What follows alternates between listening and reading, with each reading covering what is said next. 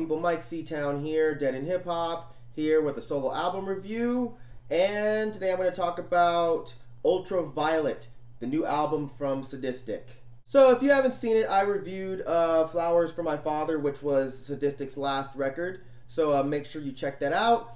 But I wasn't sure what to expect from this one. You know, I loved Flowers for My Father, so I was really interested in hearing what he was going to do next.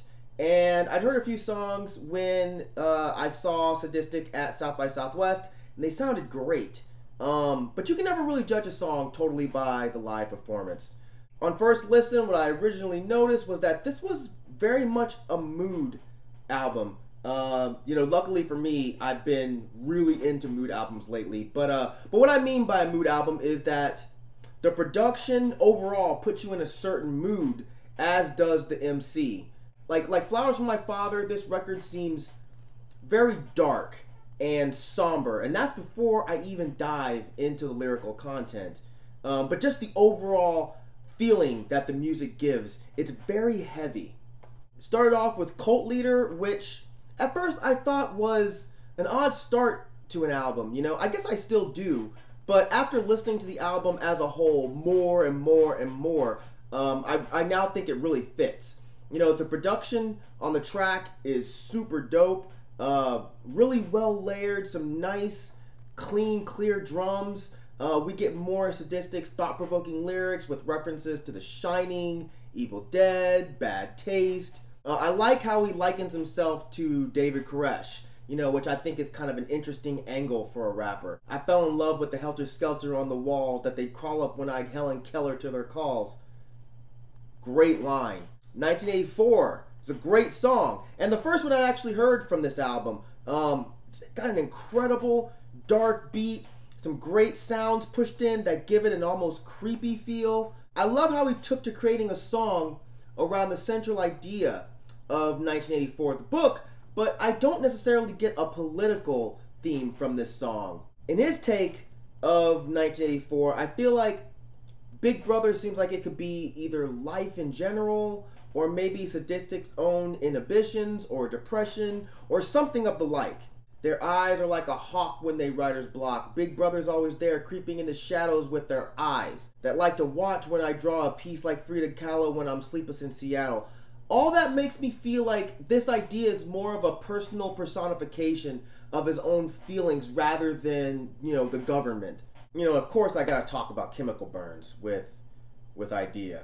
This song was probably one of the most anticipated songs for me and many other nerdy rap fans. You know, I know everyone's talking about Idea's verse, which of course is fantastic, but let's not act like Sadistik didn't kill his verse too.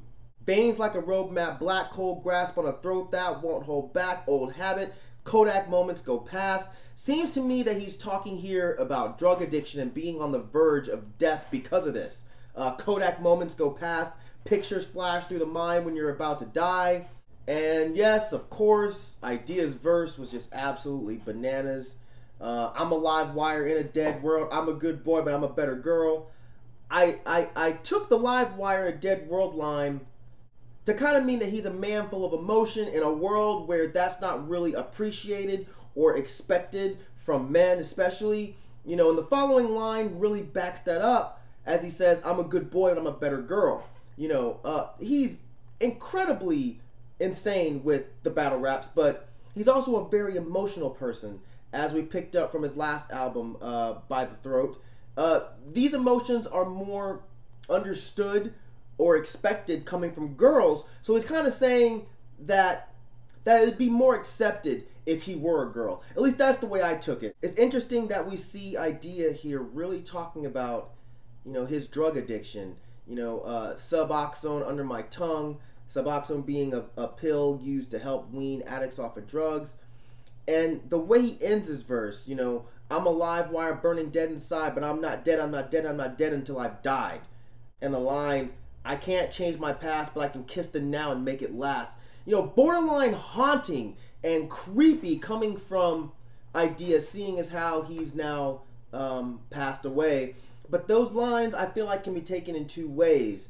You know, the most obvious would be, of course, you know, not worrying about the past and living in the now. You know, make better decisions from here out and make the rest of your life actually mean something.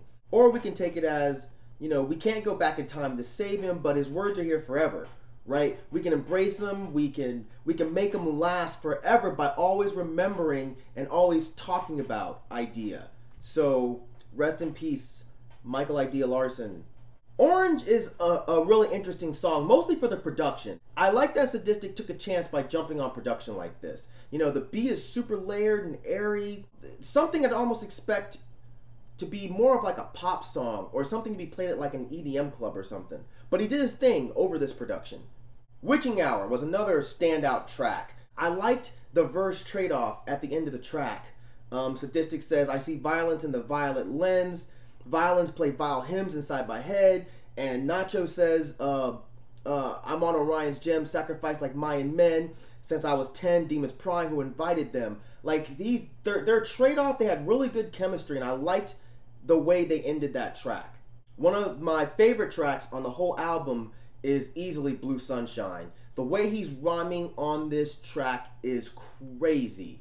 Edward Gorey, sort of morbid, chloroform, forum, fuck their foreign forms, I'll deform them with 4-inch forceps. Like, dude was going off. Some of the other features on this album, Lottie Keschner, who's worked with before, child actor, Yes Alexander. One of the other collaborations that people were talking about quite a bit was on Death Warrant, which was the track with Sticky Fingers and Tech Nine, where you have a great verse from Sadistik, a pretty cool verse from Sticky Fingers, you know, sticky is as sticky does, and a not so exciting verse from Tech Nine. The verse wasn't whack or anything, of course. It was just pretty mediocre, I thought. Overall, I feel like this is a great album. I know his style and flow may not be everyone's cup of tea, but the moodiness of this album I found to be really captivating. You know, the dark and airy production used really complements his style more than a lot of the beats I've heard him go over before. And his music is still chock full of dope flows, nice wordplay, you know, tons of like nerdy literary and movie references. But I feel like this album, I can't say if I like it more than Flowers for My Father, but I think that this album is a little more complex. You know, the song themes, the ideas, they didn't immediately jump out at me. It took me some time to, you know, keep listening to them, keep processing them, keep digesting them before I feel like I had even a sort of idea about what Sadistik was talking about or the idea that he was trying to convey. I like albums that are blunt and to the point, but I also like albums where I have to decode, or I like albums that I can listen to and take my own meaning from them because the theme and the lyrics are just that poetic that they're not cut and dry. You know, I can take my own interpretation and run with it. I like that Sadistik dares to be different from most of the rappers out right now. You know, even in terms of his past music, I think Sadistik took a big chance in stepping away from that sound and pushing the boundaries of what people expect of him. You know, I think quite a few people were shocked by what they got with Flowers for My Father. But I think even more people will be shocked, you know, by the sound of this album. It's admirable for me that instead of recreating a sound that his fans thought worked really well for him, as with Flowers for My Father, he went a completely different route, you know? And to me, that's the sign of a true artist. That's the sign of a brave artist, you know, one that doesn't want to keep echoing himself, but wants to keep pushing the envelope, you know, always continuing to push the boundaries of what people expect of him. I don't know what else to say here. You know, don't be surprised to see this on my end of the year list. This is a fucking fantastic album. And right now, Sadistik is on tour with Cage. Unfortunately, they're not coming to Atlanta, but if they're coming to your town, you'd be a fool not to go. Both of these guys I've seen before, and they both put on great shows. But yeah, make sure you check them out. Make sure you go support them.